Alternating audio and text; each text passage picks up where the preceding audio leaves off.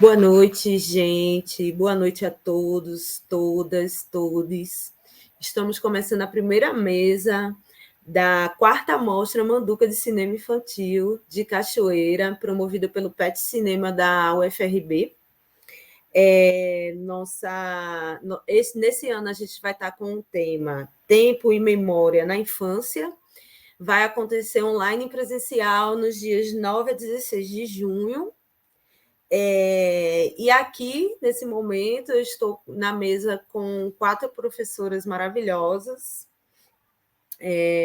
para a gente discorrer um pouco sobre nosso tema de mesa e de mostra, que é Tempo e Memória, Encontro de Gerações. E para falar um pouquinho desse tema maravilhoso, eu tenho duas Beth aqui. Professora Beth Carmona, professora Beth Bulara e professora Yanara Galvão, que são professoras correlacionadas a cinema e educação, né? E que vai estar falando um pouquinho, né? Conversando um pouquinho nessa noite com a gente aqui. Queria pedir para a primeira professora Beth Carmona, que está aqui do meu lado direitinho, se apresentar, dar boa noite. Boa noite, professora, seja bem-vinda.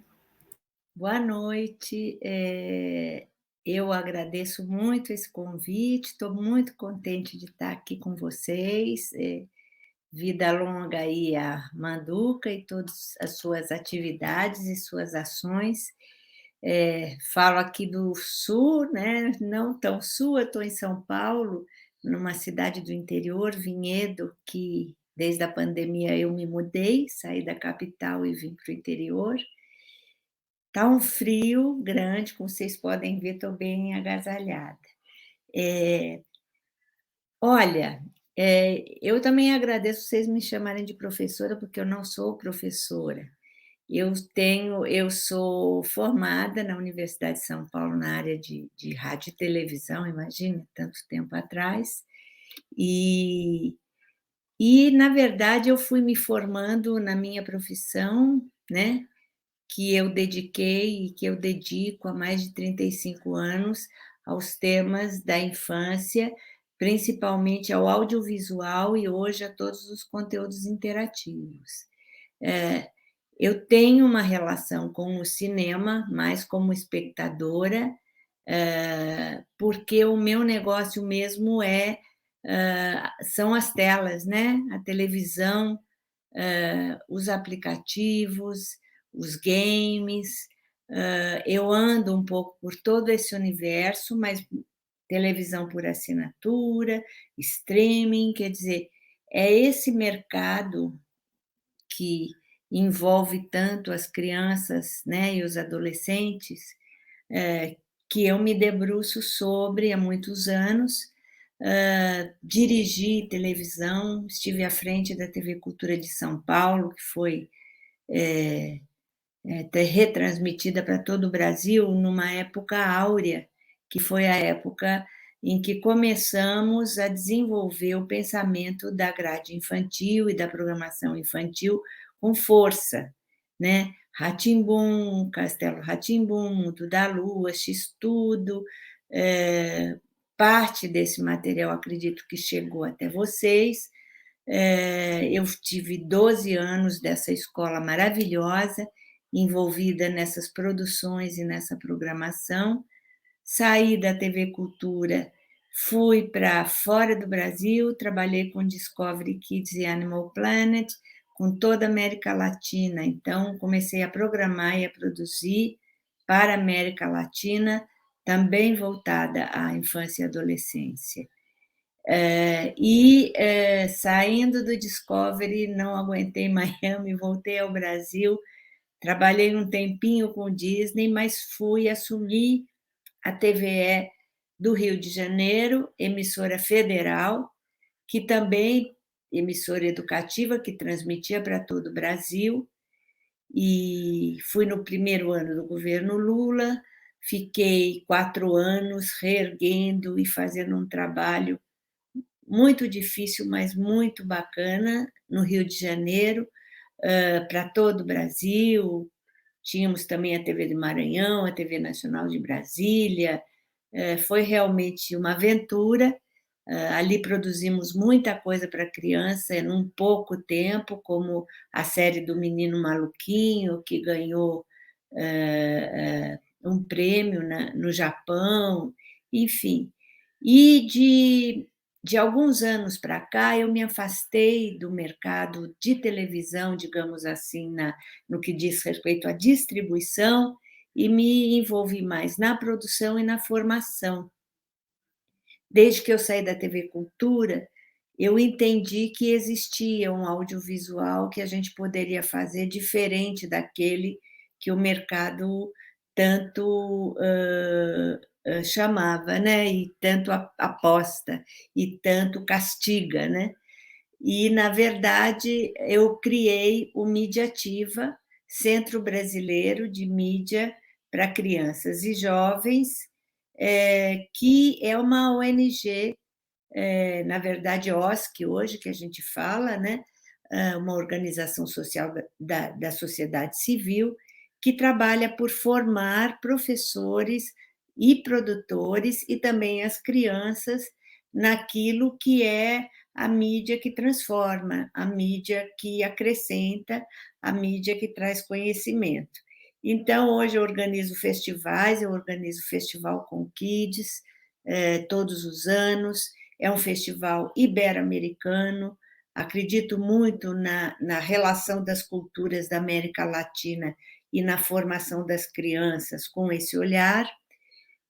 E tenho, claro, meu pé no cinema e educação, por que não acompanhando o trabalho, primeiramente, da Maria Alva Monteiro, da Beth, da Luísa e de tantas outras mulheres aí no Brasil, não sei se tantas, mas algumas, né, que vêm trabalhando nessa direção. Então, eu estou aqui muito contente de estar ao lado da Beth também, que é alguém com quem eu troco e com quem eu aprendo e com quem eu divido. E Yanara, muito prazer. E Elisa e todo o pessoal do Manduca, estou aqui à disposição. Obrigada. Não deixa de ser, né, uma forma de educação, né? Tantos, o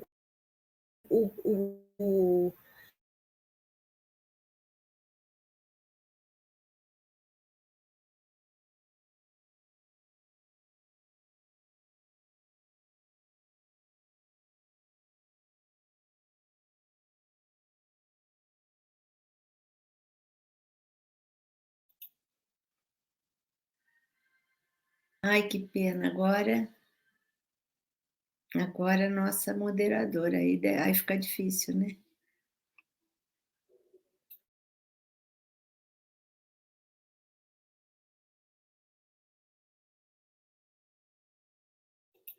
Será que é o caso de alguém se apresentar agora? A gente não sabe se está gravando, né? A Ana Paula sugeriu isso, que as pessoas podem seguir a apresentação. Bom, o que vocês acham? Eu acho que sim. Depois elas editam, né? Exatamente. Então, eu posso falar, né? Eu estou muito feliz também, agradeço demais de estar aqui com vocês também, querendo muito conhecer a Yanara, conhecer o pensamento, trocar ideias, porque isso é muito importante, né? Como a Beth falou, a gente já tem há muito tempo uma relação de trocas e de aprendizados, né? Eu trabalho, eu estava ainda na faculdade de cinema, isso na década de 70, né? E em 75, a Maria Alva Monteiro, que é a pessoa que fundou o Cineduc, que é uma ONG, é uma entidade sem fins lucrativos, que desde 1970 trabalha com cinema e educação. Ela tem realmente um pioneirismo muito grande, né? E ela, em 75, ela me chamou para fazer parte do Cineduc. E eu fiquei muito feliz, porque eu fui lá ver o que era, e a educação não era alguma coisa que permeava meus interesses na época, né? Meu interesse, eu já era uma repórter, eu entrei para o curso de comunicação justamente porque eu queria ser jornalista, já era, na verdade, desde do secundário eu já fazia matérias para o jornal, já tinha, inclusive, eu já trabalhava em jornal com carteira assinada, era uma contratada de jornal, e eu, na verdade, queria virar fotógrafa, e era uma área muito difícil para a mulher entrar naquela época, que era a área de fotojornalismo. Né? A gente tinha poucas mulheres, todas as duas mulheres que eram da revista Realidade eram pessoas estrangeiras, elas não eram brasileiras. No Brasil era muito complicado virar fotógrafo.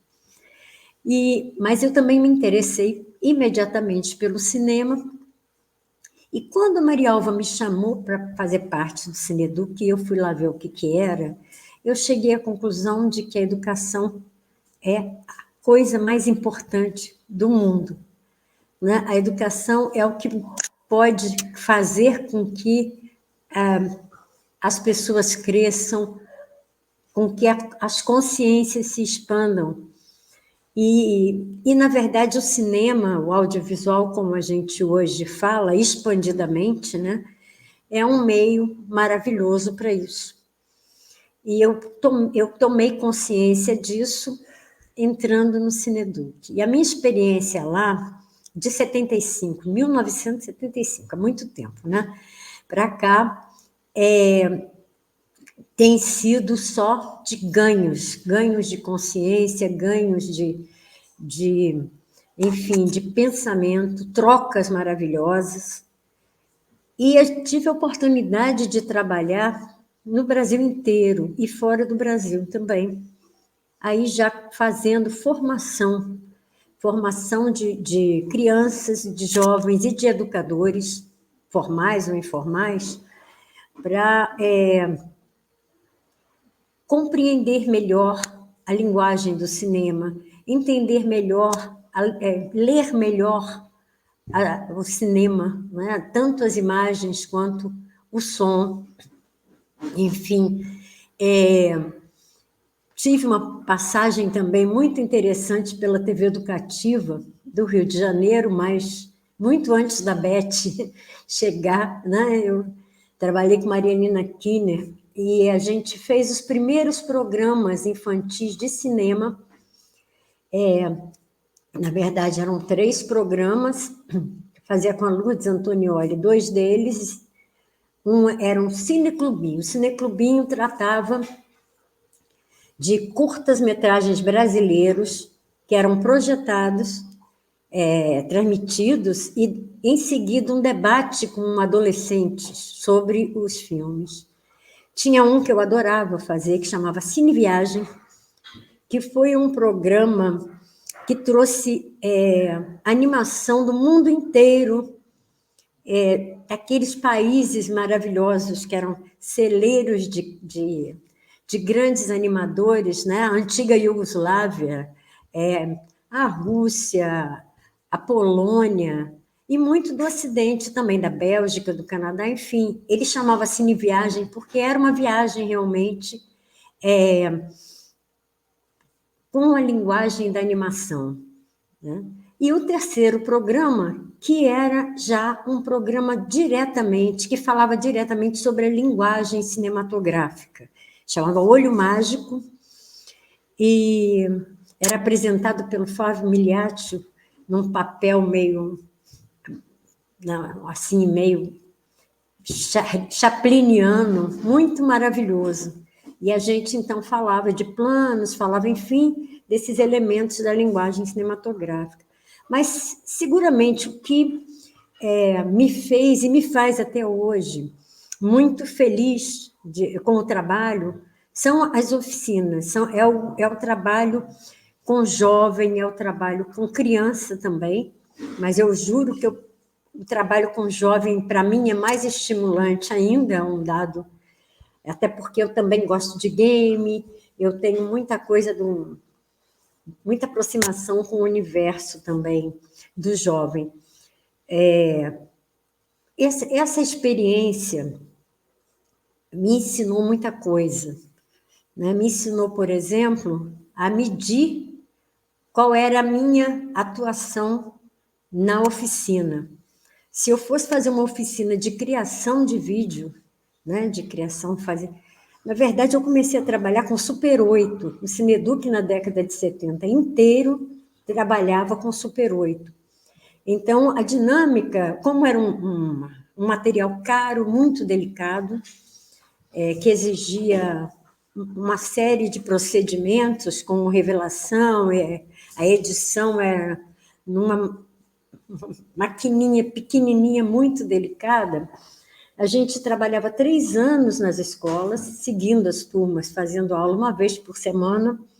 No primeiro ano, a gente mostrava muito filme, trabalhava muito a linguagem, as análises, mas também brincava muito, né? Porque eu acho que a gente não pode falar em criação sem falar no aspecto lúdico da criação, né? Então, a gente brincava de fazer roteiros, a gente brincava de ler jornal, enfim. E no terceiro ano, a gente desenvolvia um roteiro e finalmente fazia o filme, né? É claro que o Cineduc tem 52 anos de existência. E ele passou por fases do tempo inteiro que eram fases de transformações muito profundas, não só tecnicamente falando, né?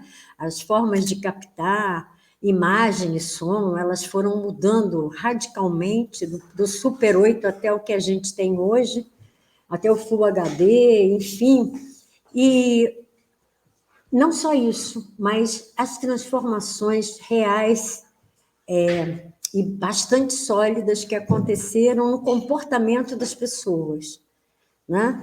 Houve uma mudança muito grande de comportamentos.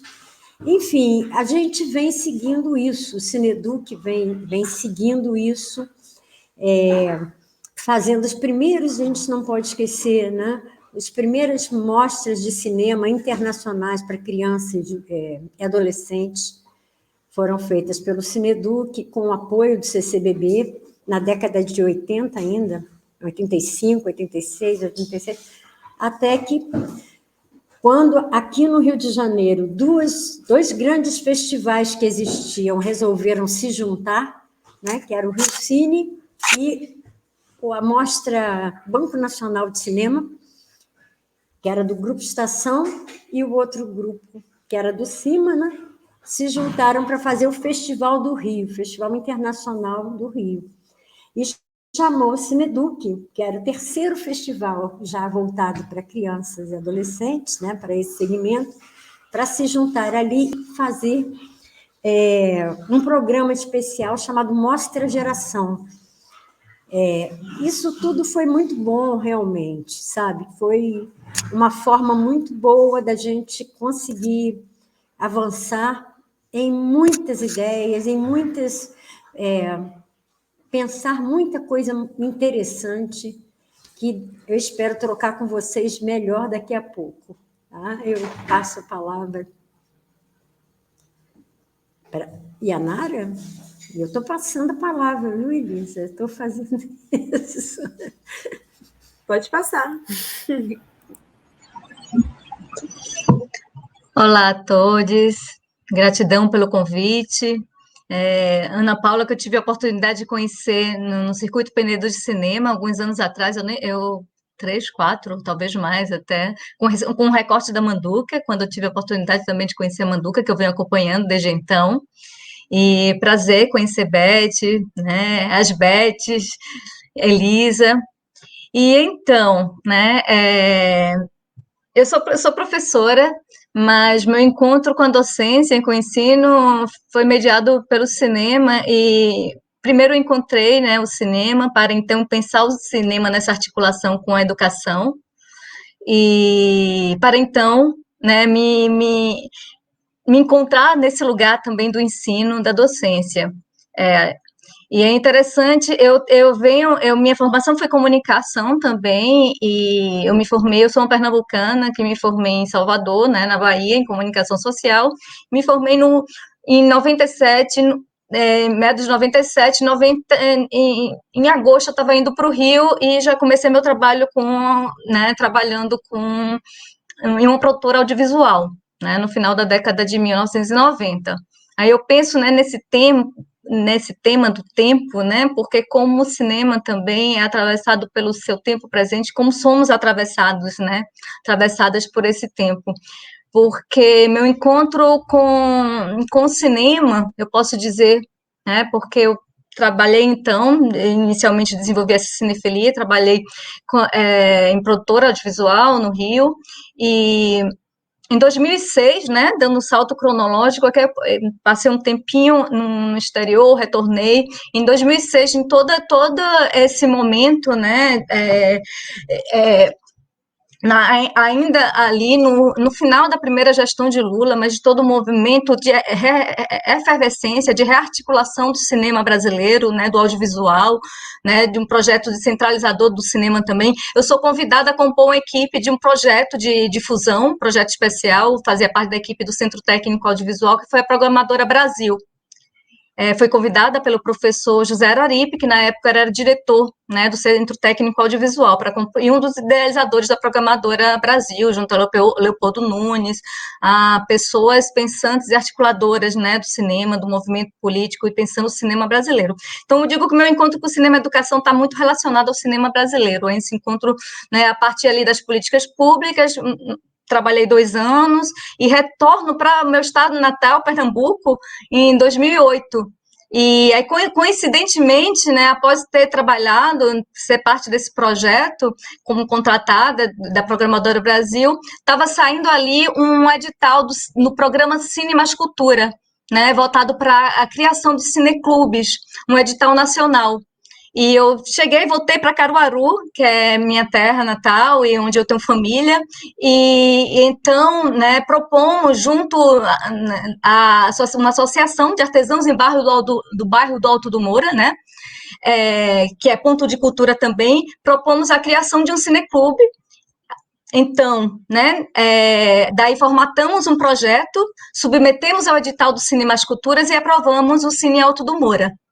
Então, meu retorno ao cinema, meu encontro com o cinema e educação se dá nesse âmbito do cineclube que até então frequentava enquanto espectadora, né, e eu passo a coordenar um projeto num bairro periférico, né, da cidade de Caruaru, numa comunidade de artesãos, uma potência da arte, da cultura, né, e então desenvolvemos um projeto voltado para a comunidade local, né, de cineclube, onde a gente recebia, né, inclusive, o acervo da Programadora do Brasil, que era um projeto que ele não dava recurso, mas passávamos por uma formação cineclubista, né, através da Conselho Nacional de Cineclubes e a Federação Pernambucana de Cineclubes, que depois eu venho compor a diretoria, fui presidenta também. Então, a gente, né,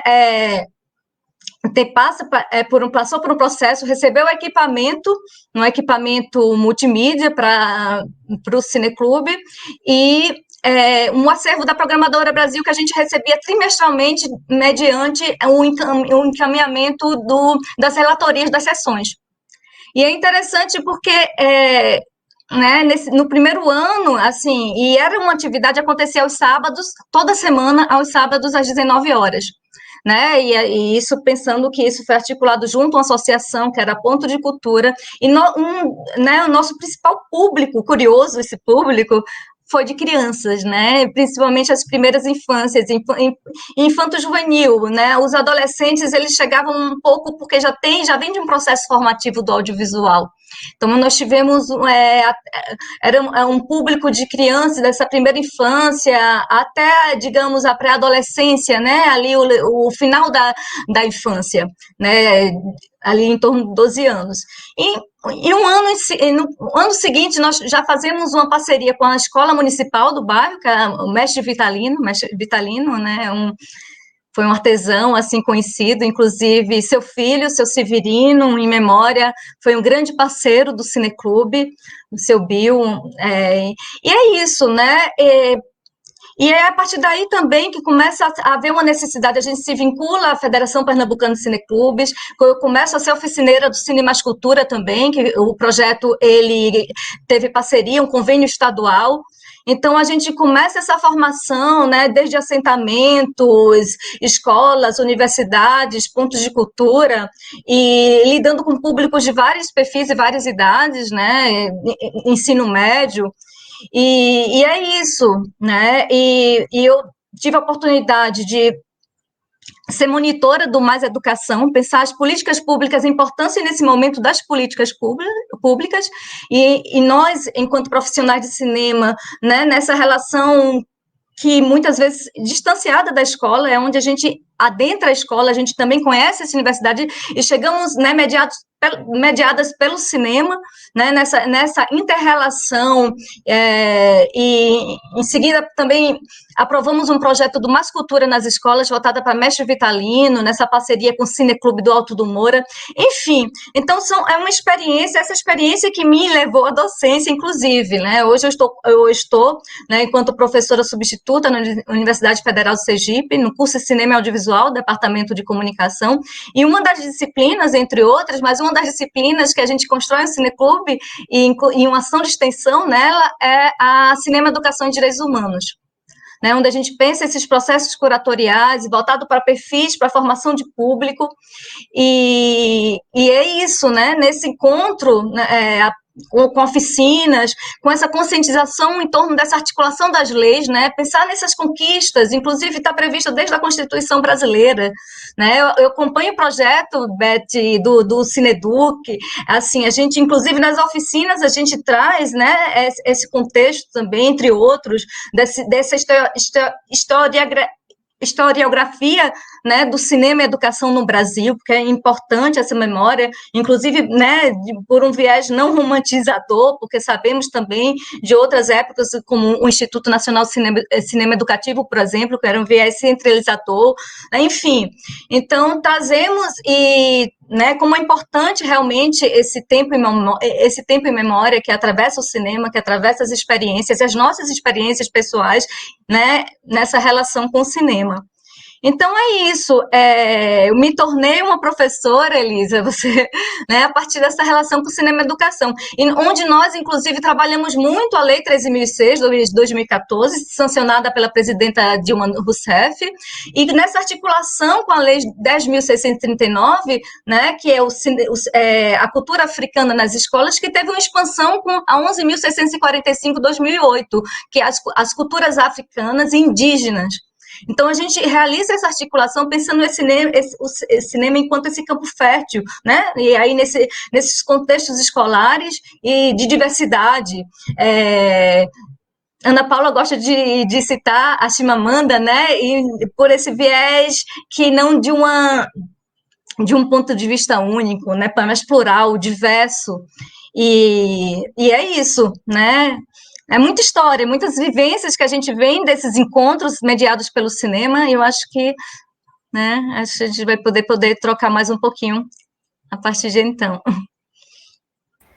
Não, fantástico ouvi-las, né? Que eu ia falar para a Beth, que assim, a Carmona, que o Rá-Tim-Bum foi o programa mais incrível da minha infância e é o mais incrível das crianças até hoje. E Paulo Freire tem uma frase muito, muito impactante no sentido de que a educação é transdisciplinar. Então, o Rá-Tim-Bum foi uma ferramenta pedagógica importantíssima de uma qualidade pedagógica, de uma qualidade cinematográfica surpreendente, porque muitos elementos dos quais muitas escolas não tinham condições, né, por N problemas de políticas públicas que a gente encontra na educação brasileira, o programa Rá-Tim-Bum trazia, que é o teatro, que é o teatro de bonecos, que é a música, e aí essa transdisciplinaridade do cinema que ele alcança, né, de uma forma fantástica, que não precisa você ter, né, um diploma de licenciatura para fazer cinema educativo, né? Eu acho que ouvindo todas vocês é bem essa trajetória. E aí, na fala da professora Yanara, tem um provérbio africano que diz assim: um pouco de chuva a cada dia encherá os rios até transbordarem. Né? Então, um pouco desde da professora Beth Bulara lá com o Cineduc até hoje, eu queria lançar uma pergunta para vocês, assim, né? Quais estratégias, né, a gente pode elencar aqui, pensar juntas de como a gente chega nesse público infantil hoje que consome muito TikTok, muito gamer, com as expressões, né, da linguagem cinematográfica, né? Como a gente, nessa geração, por exemplo, de alunos de cinema, como nós somos, né? Como a gente chega nessa nova janela, ou nessa antiga janela no tempo que é o cinema, né? Uma janela educativa, uma janela que faz com que eu aos 35 anos, lembre do Castelo Rá-Tim-Bum, e eu assisto ainda Castelo Rá-Tim-Bum. Os filhos das minhas amigas assistem, né? Programas educativos que foram feitos pensado nessa transdisciplinaridade que é o cinema com educação, o cinema com direitos humanos.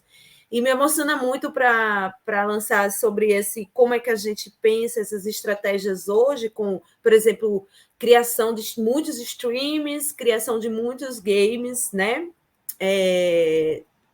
O cinema, né? E a formação humana, né? Dos sentimentos, da ética, mas eu fiquei muito emocionada de ver a fala da professora Ana Galvão, porque o Mais Educação foi um programa que eu participei, que depois eu virei também educadora. Os cineclubes me formaram no meu primeiro curso, quando eu fazia uma universidade pública em Nazaré da Mata, e a gente tinha um cineclube dentro da universidade, tinha um cineclube fora da universidade. E aqui em Cachoeira, né, a gente promove a Manduca há algum tempo, fazendo formação de público, né? Então, eu acho que é mais ou menos isso, dar uma pista, né? Como é que a gente consegue chegar nesse público, nesse tempo agora, né, a partir das memórias, né, do que já vem se construindo, né? Bom, eu não sei, vou falar. São experiências muito ricas todas, né? Me daria tanta vontade de ter uma experiência, por exemplo, como a da Yanara, que é essa mais da comunidade, né? Do cara a cara, de você ver a transformação ali, né? Acontecendo. E eu sempre trabalhei com esse público que a gente, em princípio, não vê, né? Mas que a gente sabe que é enorme, né? Que são milhares e são milhares de crianças. E justamente eu me interessei e me aprofundei na televisão infantil, porque nem o cinema, nem a própria televisão davam atenção para a criança. Essa que é a verdade. A produção, as políticas públicas para a infância, inclusive no cinema, elas demoraram muito a acontecer. E aconteceram, uma delas eu tenho todo o prazer de ter sido não só a mentora, mas eu escrevi praticamente o edital Curta Criança. Foi na minha época de TVE, com Orlando Senna, secretário do audiovisual, que a gente se encontrou e a gente lançou, e praticamente a gente escreveu, porque muito da minha experiência, do meu trabalho e do próprio Castelo Rá-Tim-Bum e tudo que aconteceu na TV Cultura ou na própria TVE, eu também tive que beber lá fora, porque a gente não tinha aqui com quem muito conversar na área da televisão e do audiovisual infantil. Eu aprendi muito com grupos lá fora. Hoje existe uma comunidade internacional muito forte que pensa a criança, que pensa o cinema para a criança, de uma maneira muito profunda e que exercita esse cinema e essa televisão para a criança de uma maneira plena, claro, com política pública, com dinheiro, mas também com muita criatividade e muita competência.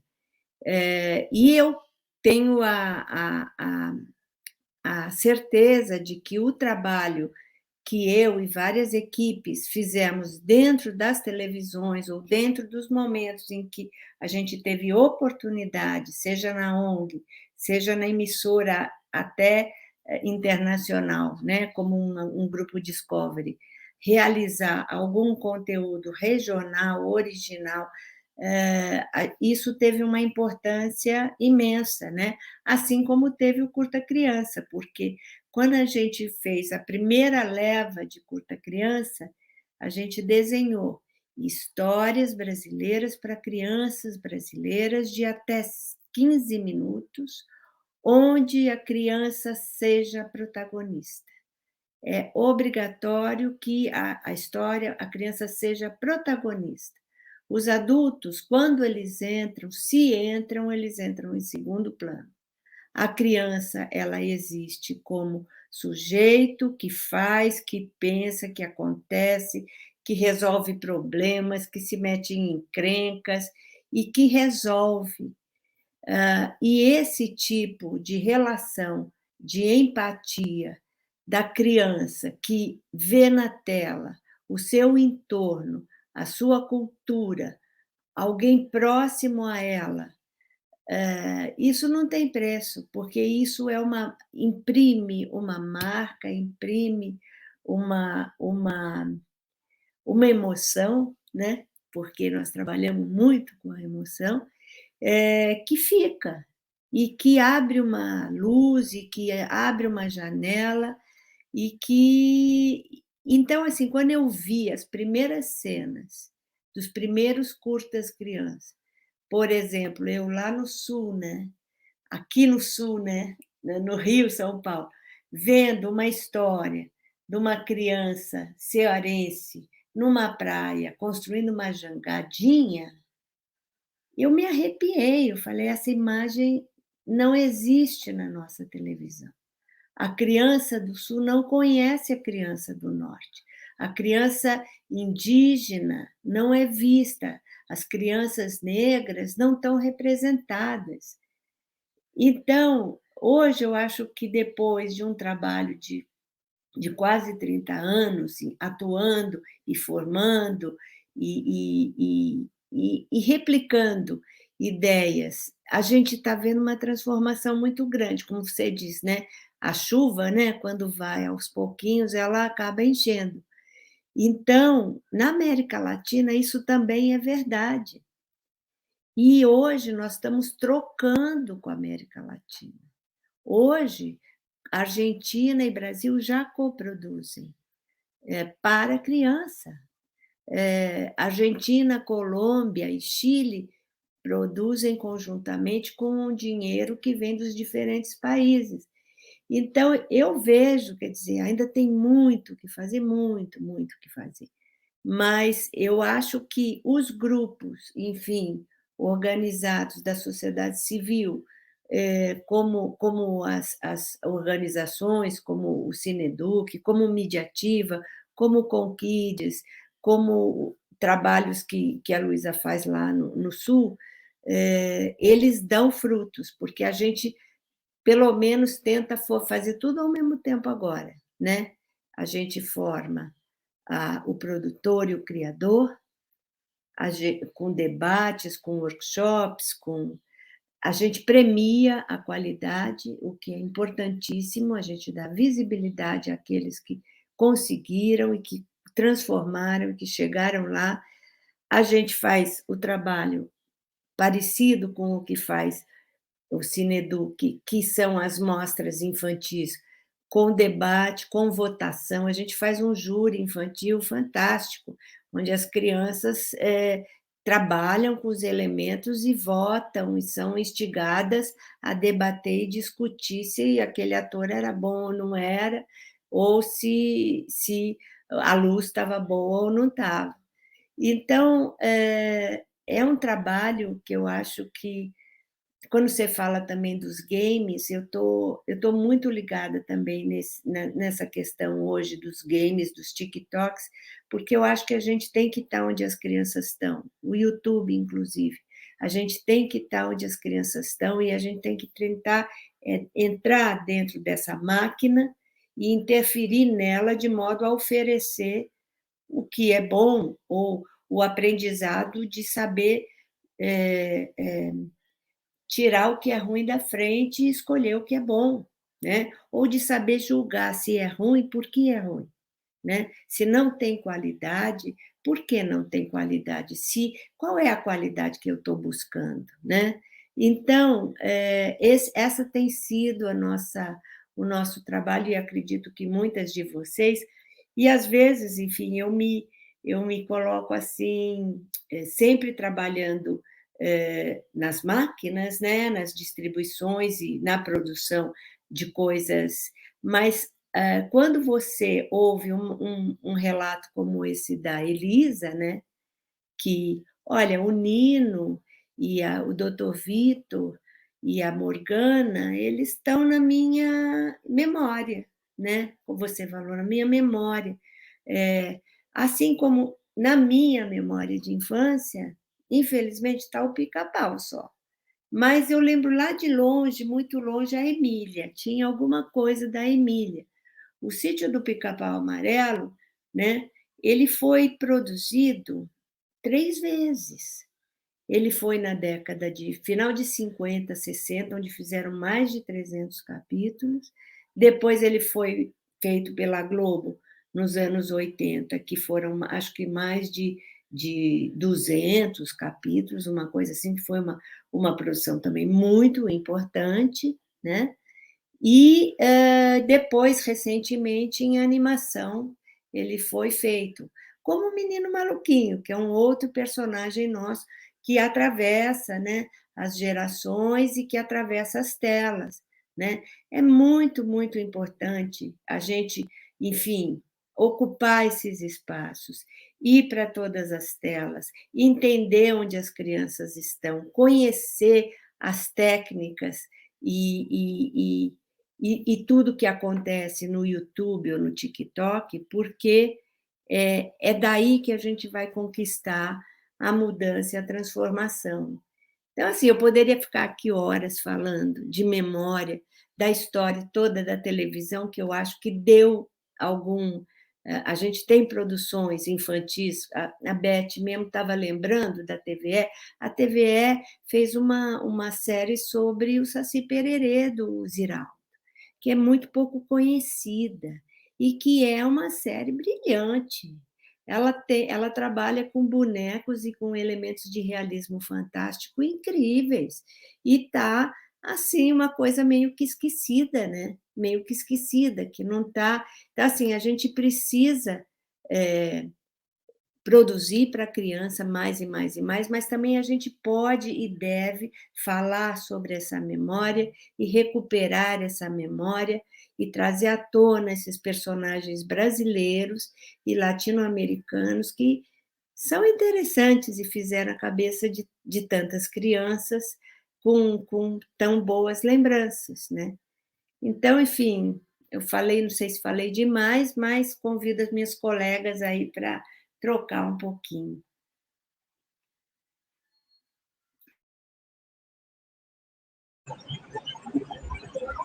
Eu posso.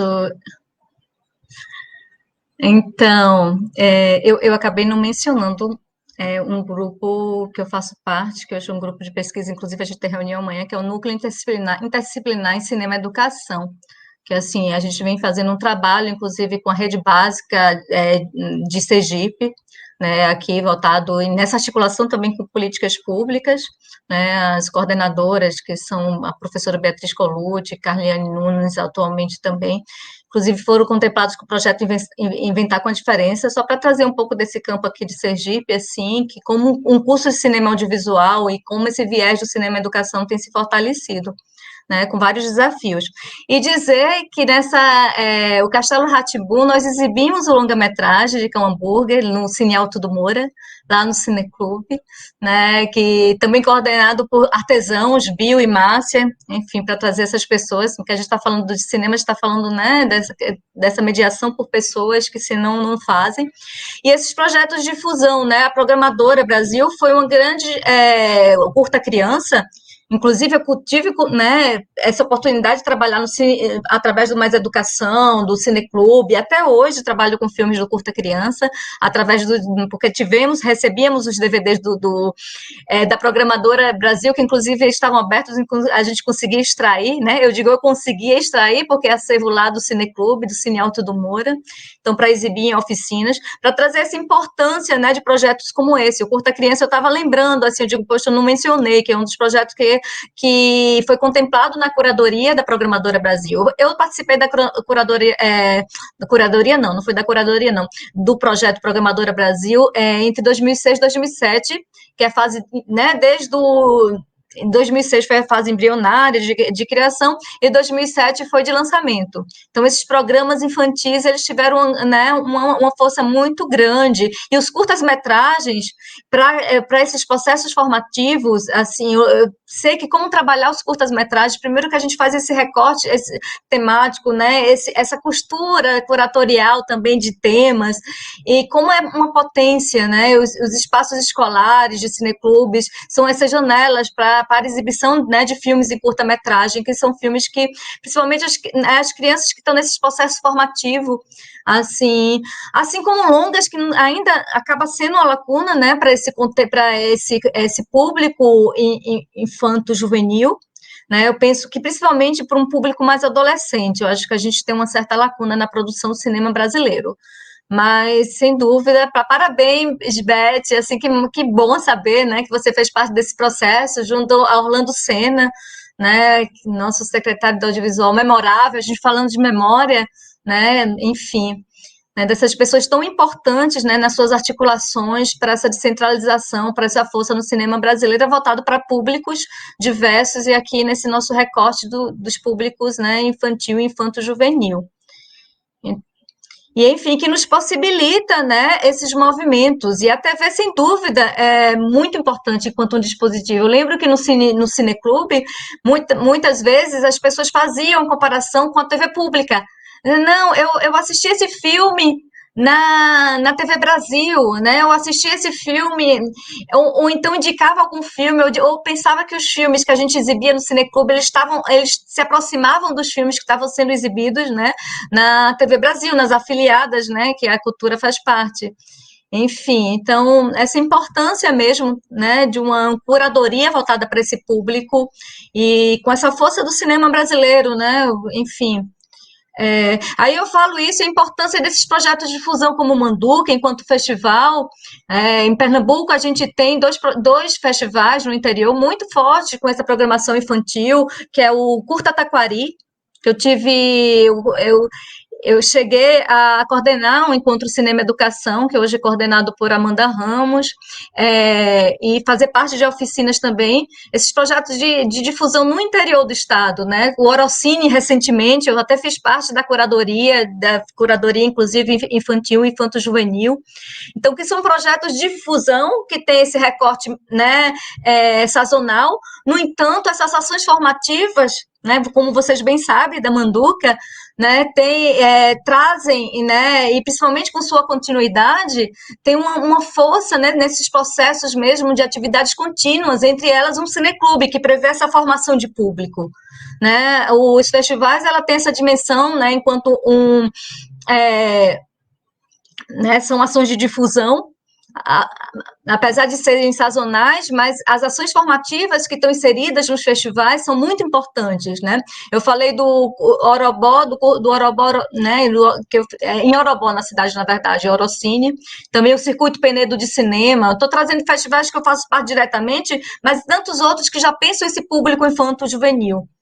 E fazer essas atividades voltadas para professores, também para, né, produções audiovisuais voltadas para esses públicos, assim como, né, vocês com a experiência do UFRB, né, a Manduca, o Cachoeira Doc, né, como esses festivais têm impactado, né, uma cinematografia local e nacional.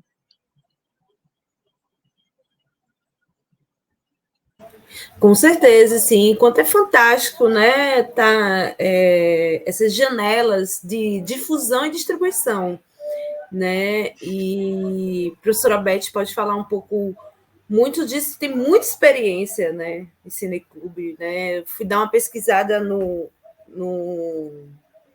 trabalho, né, e vi que tinha muito.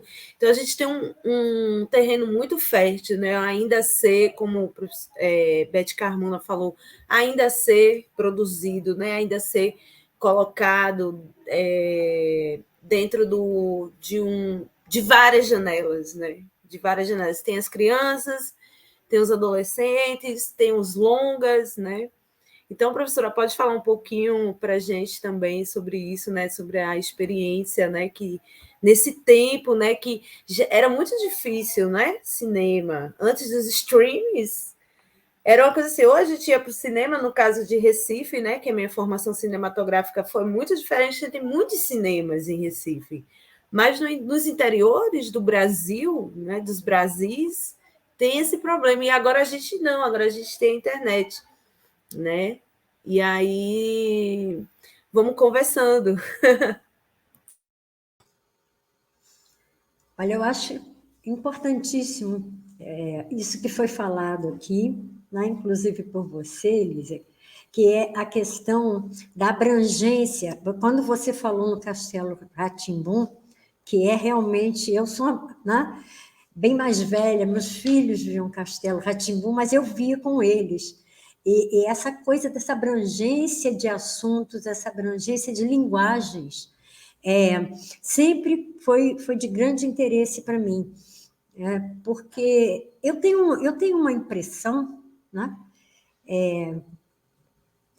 que as pessoas que veem mais cinema e elas se preparam, por exemplo, elas têm o seu olhar de alguma forma preparado, né? A gente convida e elas aceitam ou não, e se elas aceitam, elas vão abrir o seu olhar para várias outras experiências, e abrindo o seu olhar, elas também abrem os ouvidos e abrem todos os seus sentidos, porque a gente, na verdade, vive numa sociedade que se expressa por múltiplas linguagens, né?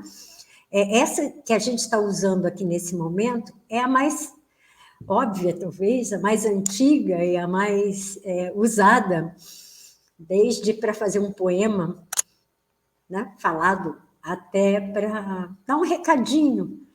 E as linguagens não são, digamos assim, coisas simples, elas são carregadas de semânticas, digamos assim, né? E hoje, quando a gente tem uma tela de computador, você tem várias linguagens convivendo, às vezes, na mesma tela, né? Você entra, você tem uma linguagem, tem o texto escrito, por exemplo, e a gente tem que lembrar que o texto escrito ele tem uma diagramação, tem uma tipologia que é significativa. Ali também tem imagens fixas, imagens em movimento, seja desenho, seja fotografia, e você tem sons ao mesmo tempo, é uma música, é um ruído, é uma fala, enfim, né? Você tem danças, você tem teatro, tudo ao mesmo tempo. E a gente tem que, quando trabalha-se com criança e com jovens, sobretudo, mas não só com eles, a gente tem também o privilégio de convidá-los a se sensibilizarem e entenderem que tudo significa e que essa significação pode ser decodificada, né? Isso serve para quem está fazendo filmes, tá? Para quem está fazendo produtos para crianças e jovens, para adultos também, mas também como uma forma de cada um de nós se expressar. Né? No Festival do Rio, na Mostra Geração, a gente tem há 22 anos um programa que chama Videofórum, programa Videofórum, Hoje em dia, felizmente, já existem bastante outros, mas que eram uma possibilidade de pegar já quem estava começando a fazer filmes com crianças em escolas, a produção que já estava podendo chegar lá pelo advento, naquela época do VHS ainda, né? Mas que alguns professores, até por iniciativa própria, já estavam se encantando em trabalhar essa linguagem com seus alunos, e depois a gente passou para o DVD, depois para mim DVD, enfim, a gente foi andando, né? E a gente faz uma curadoria lá, porque a proposta é mostrar para os jovens, crianças, né, os seus filmes na tela grande, num cinema profissional, né? No caso ali, cinema de rua mesmo, que é do Circuito Estação.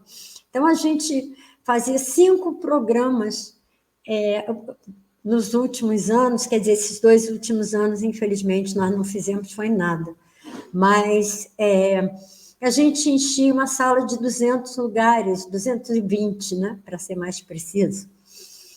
Era um dia para as crianças pequenas, no outro eram pequenos, médios, nos outros eram médios, no outro médio grande, e, por fim, os grandes, que eram pessoas até 18 anos, não universitário, que viam seus filmes na tela grande, apresentavam seus filmes como se eles estivessem no tapete vermelho lá de Cannes agora, ou na Premiere Brasil do Festival do Rio.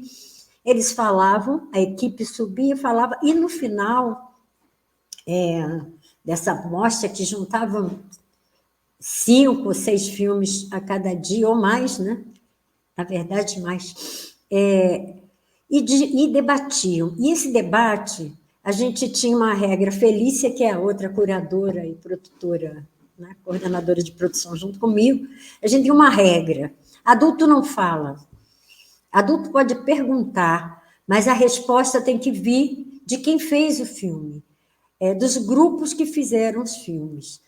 Porque é uma coisa muito importante também, e isso a gente viu, a Ana Paula também trabalhou muito comigo, andando por esse país, sobretudo num dos projetos que foi muito interessante, foi o projeto do SESC Nacional, que pediu ao Cineduc que fizesse uma curadoria. Durante alguns anos, nós fizemos uma curadoria de filmes brasileiros, de longa e curta-metragem, fizemos textos referentes aos filmes, convidando para algumas reflexões, mas nunca impondo, faça isso, faça aquilo. Aliás, nós não gostamos de usar imperativo nenhum nos textos que a gente faz para cuidar dos filmes.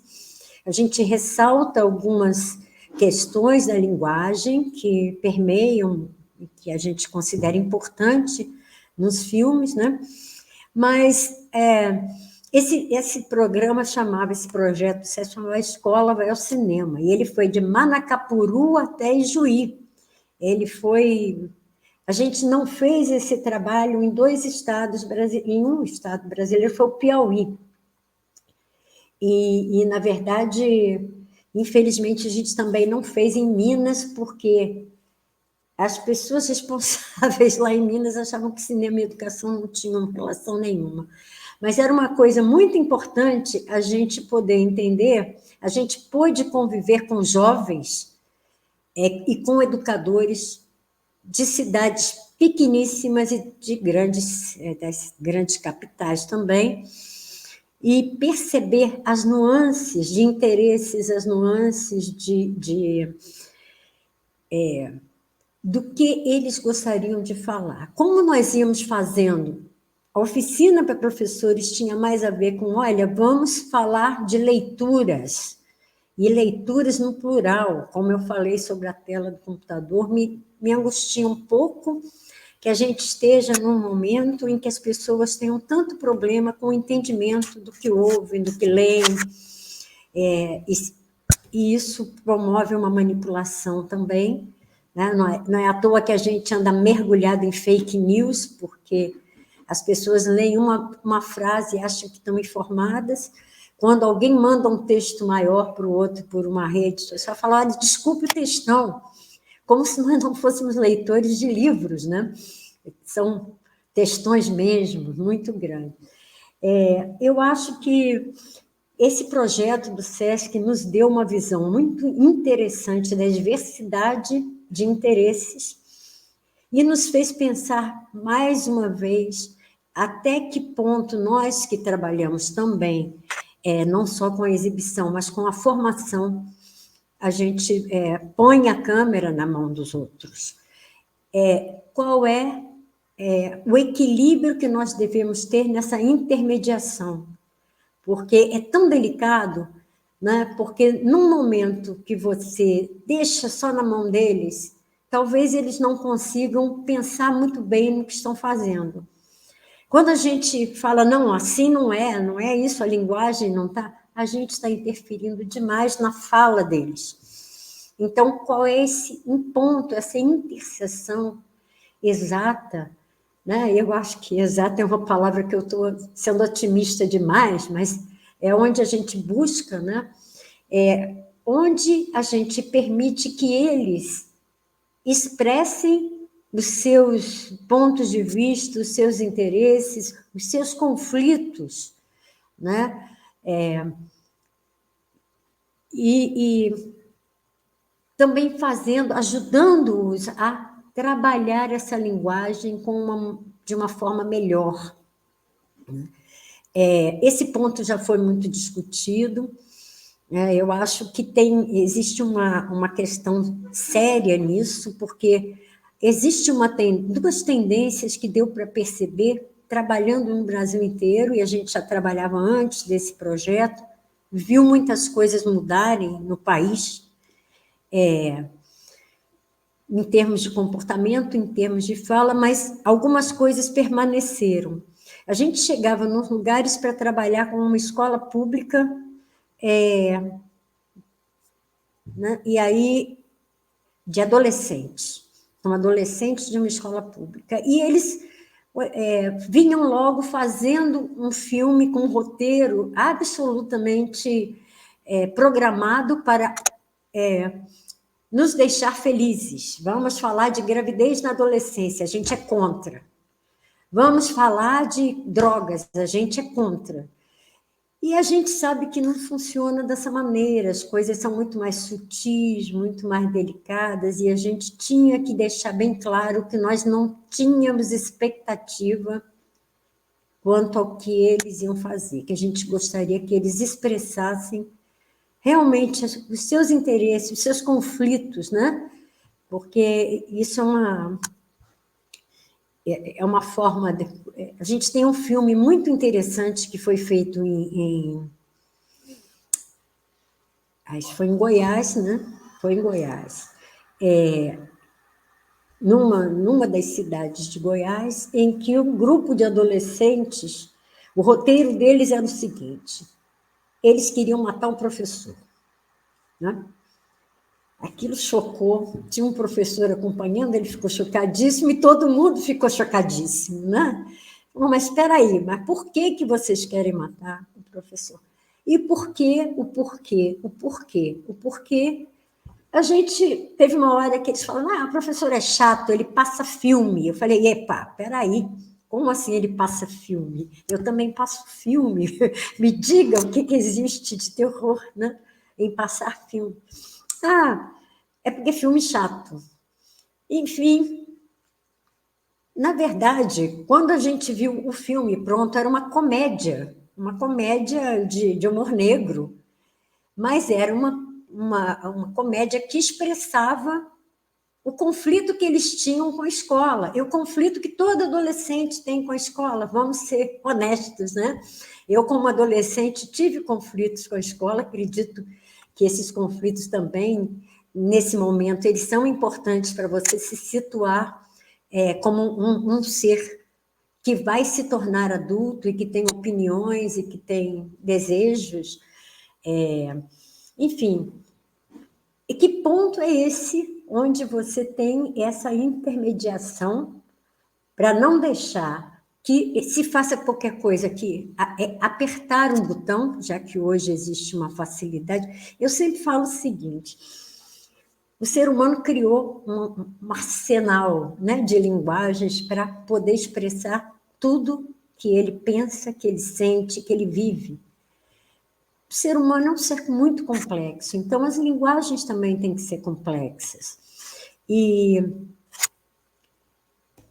é importante que a gente entenda que o acesso não significa qualidade. O acesso não significa que você pode, que você está expressando verdadeiramente o que você tem dentro de si. E eu sempre falo que,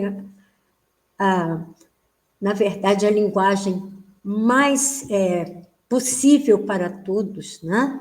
Que todo mundo praticamente tem acesso, é essa que nós estamos usando, é a linguagem oral. Mas o meu poder de falar não significa em momento nenhum que eu estou falando coisas que possam ser, digamos assim, criativas, que possam estar falando de mim. Né? As pessoas usam a linguagem para expressar tudo, preconceitos de todos os tipos, agressão de todos os tipos, ou então para não dizer nada de novo, nada de novo. E isso a gente pode acabar repetindo em qualquer outra linguagem, inclusive quando você bota a câmera na mão de uma criança ou na mão de um jovem. E estimulá-los a colocar a sua criatividade ali, para mim, que é a grande chave. Não é fácil, mas a gente às vezes consegue sim, né? A gente trabalhou nesse projeto do SESC muito tempo. Outro projeto que nos ajuda a entender, tem 2 outros projetos que nos ajudam a entender o que ocorre com o nosso trabalho. São muitos anos trabalhando na Mostra de Tiradentes, né? Fazendo oficinas de fotografia e oficinas que chama Por Trás da Câmera, oficina de vídeo, no qual a Ana Paula participou durante muitos anos, e a gente lá pôde perceber, pelo fato de trabalhar com jovens dali, ou de São João del Rei, a cada ano eles voltavam para as nossas cursos, para as nossas oficinas. Então, nós vimos meninos que estavam comigo aos 9 anos, que depois faziam trabalho com a Ana Paula e a Ana Rosaura, até ele ia todo ano, até virar um adulto, né? E a gente pôde sentir ali muitas mudanças, muitos ganhos, não em todo mundo, claro, mas muitos ganhos. Um outro projeto que eu acho fantástico, e tem muita relação com isso que a Yanara falou, é o projeto de São Miguel do Gostoso, que é uma mostra de cinema de São Miguel do Gostoso, no Rio Grande do Norte, em que a preocupação básica dos produtores, que Eugênio Pupo, Matheus Sanderfield, quando resolveram levar um festival para lá, uma mostra, eles iam passar férias lá. E eles, como São Miguel do Gostoso é um lugar muito turístico, é um lugar de turismo internacional, mais até do que de nacional, mas os meninos lá, por isso mesmo, começavam a se envolver demais com os turistas que vinham da França, do Japão, da Alemanha, para fazer esportes de vento, e mar e vento. E isso não estava dando certo. Então, eles resolveram levar a mostra e comprometer um grande público jovem dali, inclusive dos arredores, que eram de pessoas de agricultura familiar, filhos de famílias assentados, né? Com agricultura familiar, e fazer um coletivo, começar um trabalho de oficinas com eles. O Cineduc fez as oficinas do primeiro ano, foram 5 oficinas. No segundo ano, o Cineduc deu só 2 oficinas, e a partir daí eles começaram a trabalhar com o pessoal da Federal do Rio Grande do Norte, né? E eu faço até hoje a curadoria lá. E esses jovens, eles desabrocharam de uma tal maneira, eles ganharam agora o equipamento, né, depois de anos fazendo, ganharam o equipamento e fazem filmes que rodam o mundo, né? Filmes de qualidade, falando deles, falando da sociedade deles, das questões das terras, lá, tanto documentários quanto ficção, falando da cultura, falando da memória coletiva, e isso faz com que a gente tenha certeza de que esse é um caminho importante para que as pessoas possam se expressar também nessa linguagem e chegar, por que não, né, a serem cineastas, se assim eles quiserem. Alguns que não quiseram seguir esse caminho foram fazer produção cultural na Federal, ou foram, enfim, quase todos eles conseguiram construir caminhos interessantes para si mesmo, que é o que a gente deseja, né? E uma coisa muito importante é que eles se tornaram melhores leitores em todas as linguagens a que tiveram acesso. Eles conseguem escrever melhor, porque antes não conseguiam.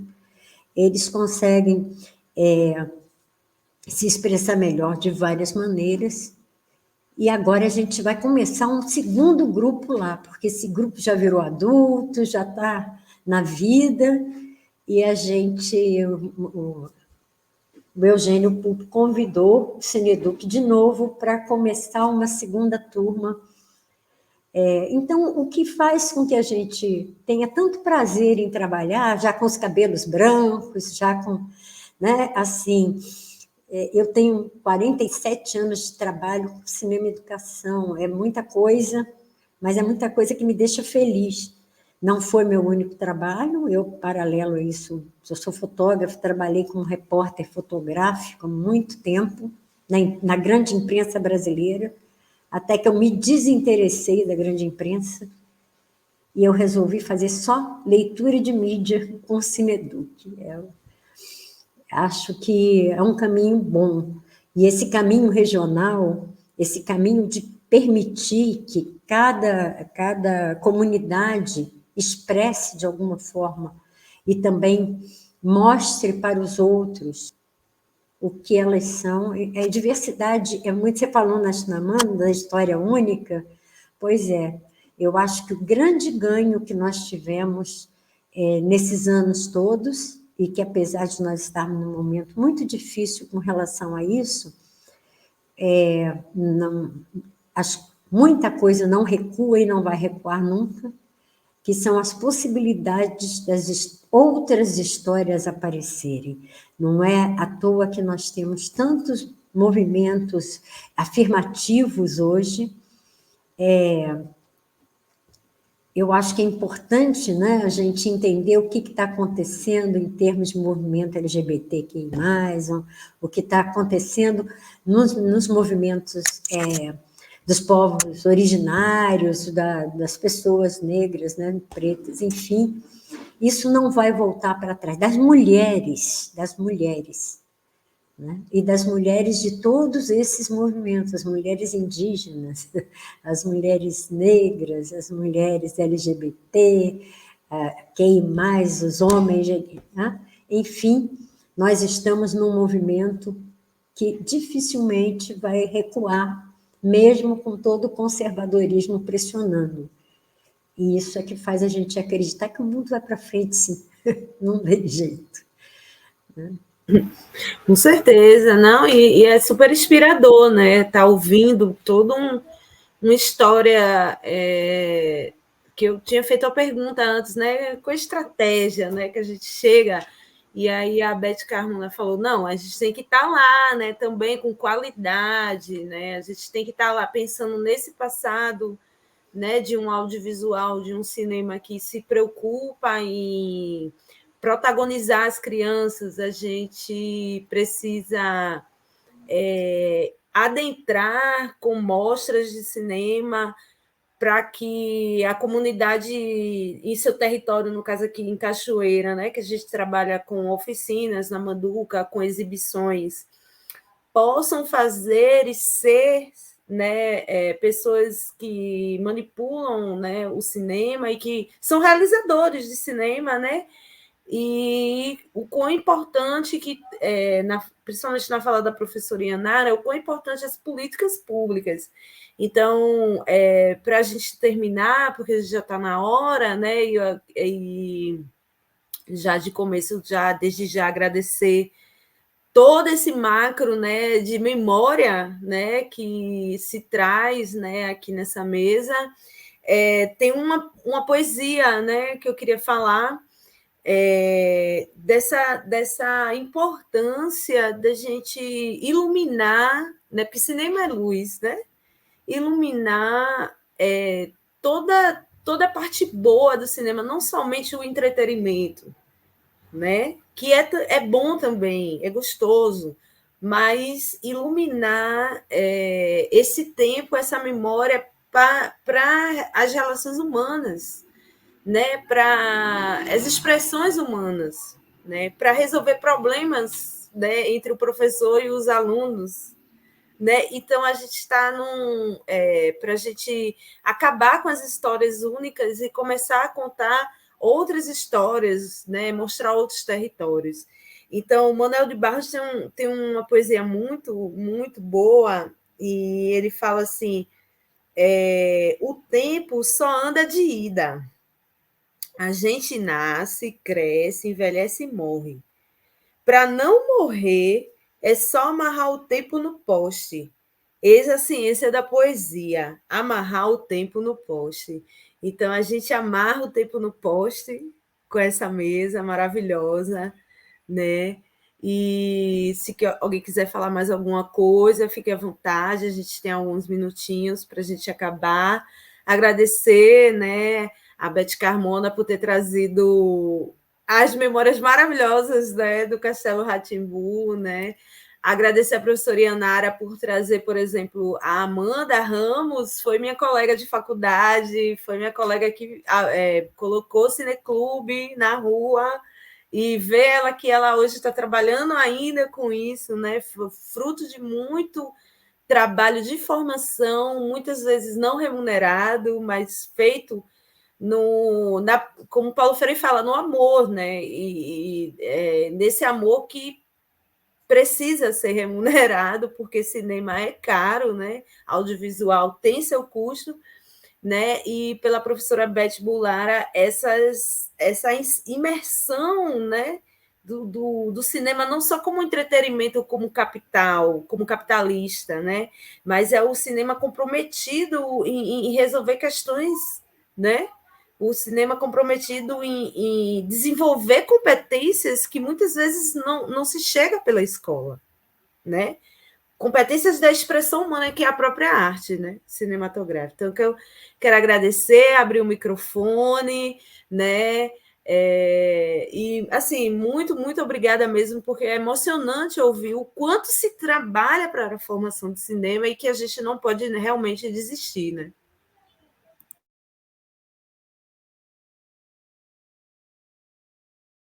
Eu vou começar aqui, enfim, apenas para agradecer, né, essa hora e meia maravilhosa que a gente passou juntas, escutando, conhecendo um pouco mais daquilo que a gente já imaginava, né, com essas mulheres todas maravilhosas, né, comprometidas, apaixonadas, e que estão formando muita gente, que a gente vê que tem muita gente fazendo hoje, né? Quer dizer, eu fico contente de ver no festival que eu faço, dentro do Mídia Ativa, eu tenho ali a minha fila de gente apaixonada atrás de mim, que já está realizando e fazendo, continuando e percebendo não só a importância, mas inovando também, fazendo de outra forma, chegando em outros lugares, usando outras técnicas,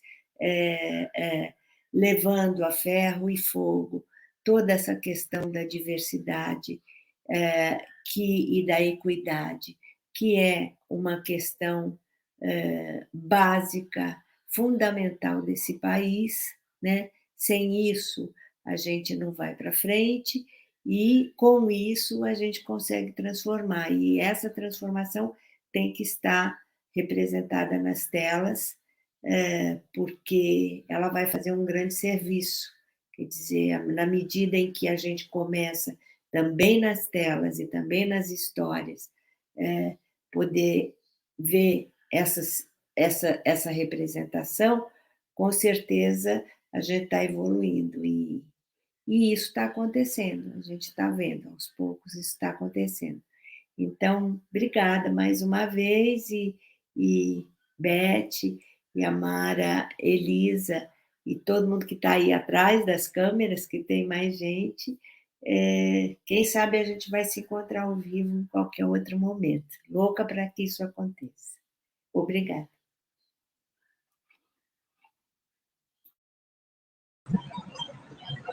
Gratidão pelo convite, um prazer enorme conhecê-las, né, escutá-las, né, e a gente pensar esse cinema enquanto esse outro, né, nesses espaços, porque o cinema, ele não vem fundar uma verdade, né, ele vem provocar, ele vem mediar os debates, e a gente também, que vocês colocaram, pensar esses regimes de visibilidade que vêm mudando, se transformando, né, não só em suas narrativas, mas, né, quem está por detrás dessas câmaras, e pensar esses modos de produção também múltiplos, porque quando a gente fala qualidade, quando a gente fala de um processo curatorial, é pensar esses diferentes, né, formatos, gêneros, esse campo tão diverso que é a produção cinematográfica, né, de pensar esses atores diversos também que estão por detrás das câmeras. Então, quando a gente fala também nesse campo da produção, né, nesse regime de visibilidade, também entender que, né, esses sujeitos históricos que até então não tinham acesso a esses modos de produção que hoje têm, eles estão sendo, né, precisam ser contemplados nos seus modos diferenciados também de produzir. Né, e daí, né, temos aí narrativas e, enfim, num processo, e pensar, a gente fala de tempo, né, na torcida de uma transformação política, porque entender a importância das políticas públicas, que inclusive, a gente teve uma transformação, né, com uma produção que aumentou muito do cinema brasileiro, voltado para públicos diversos, ainda com alguma lacuna para um público infanto-juvenil a partir de uma certa idade, mas nós precisamos, e faltou um investimento maior em políticas formativas, de difusão, né, voltado para essa formação de públicos. E é importante, inclusive, a própria lei 13.006, que é, né, obrigatoriedade, pensando que a obrigatoriedade do cinema brasileiro nas escolas, no mínimo 2 horas por mês, isso é muito pouco, e a obrigatoriedade é a garantia de um cinema que não está sendo, né, visto nas escolas, nossa cinematografia diversa, né, nacional. Então, o que não foi, é uma lei que, infelizmente, não foi regulamentada. No final do governo Dilma, assim, às vésperas, houve um projeto, inclusive uma das pessoas que faziam parte era a Adriana Fresquet. Então, um projeto que depois eu posso encaminhar para vocês, que já pensando essa regulamentação da lei, entre outros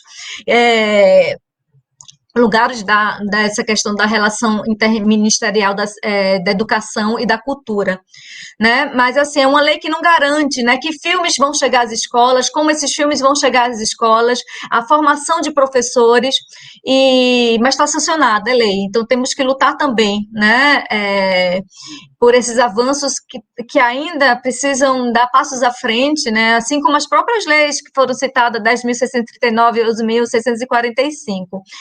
E, enfim, eu tenho trazido isso, né, falando de políticas públicas, é porque a gente vive um momento de tão aniquilação, tão negação, né, de uma negação, inclusive, de uma memória. Então, no momento de um Brasil que estamos às vésperas de uma eleição, enfim, e que é muito importante que a gente pense nesse sentido, né? E que o cinema tenha a sua força, a sua potência na sua diversidade, assim, volte a chegar a públicos. E vida longa Manduca, né? As universidades públicas, que inclusive a UFRB, né? Ela surge também num momento importante político, assim como os próprios cursos de cinema audiovisual no Norte e Nordeste. entender, né? Porque até então só existiu no sul e sudeste do país, né? Nesse contexto da universidade pública. Enfim, gente, então é trazer esse, né, tempo e memória, mas a gente pensando no tempo presente, né? Inclusive para a gente acessar essas memórias, né? Esses registros audiovisuais, cinematográficos. Um forte abraço em vocês e mais uma vez um prazer conhecê-las e escutá-las.